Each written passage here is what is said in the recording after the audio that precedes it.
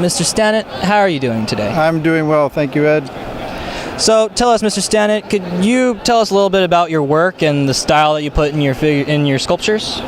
Well, my work is fantasy-based. I try to create things that I've never seen before, so other people can see things that they've never seen before. It's just about trying to bring new things into the world. That's very interesting. I've looked at some of your sculptures and they're just amazing. These are such unique looking creatures and sculptures that you create. What is your muse to create these? How do you wake up in the morning and decide, I'm going to create this thing today? Well, thank you for your kind words. Human creativity is a wonderful thing, but it's also very limited. It's limited by what you can conceive of. So I actually don't wake up in the morning thinking about what I can create. I think that I am most creative when I'm creating. So I try to start, my most creative projects generally start without knowing what I'm doing. And the goal is to end up with something that I could not have conceived of myself. So my muse is chaos, mistakes, the properties of the material I work with. I try to bring things in from the outside so that I'm more of a director than an actor. When I create unexpected elements, I can either allow them to exist or I can say, no, you're not appropriate for this project, and replace them with something else. Wow, that's just amazing. So tell us, how long have you been doing this in the sculpting industry? I began sculpting in the early 90s.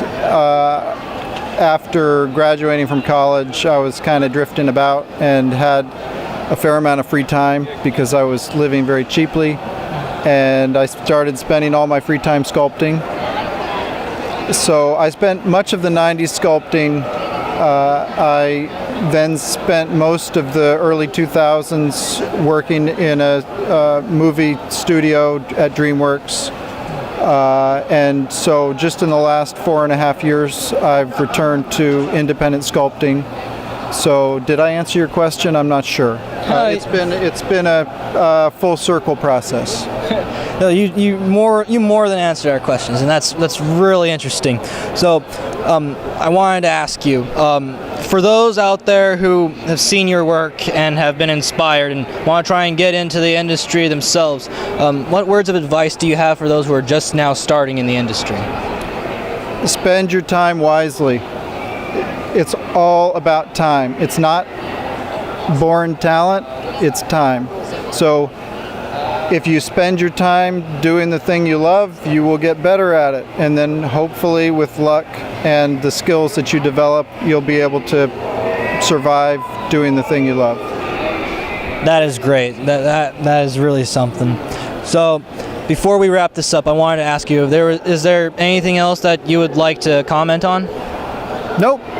Okay, so is there any way that we could reach you? Do you?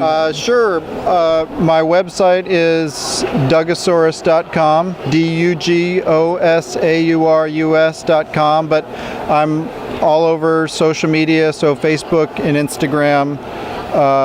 You should be able to Google me and find me. I broadcast live on Twitch, so if you want to watch me sculpt and help me create things on Twitch, you can find me there.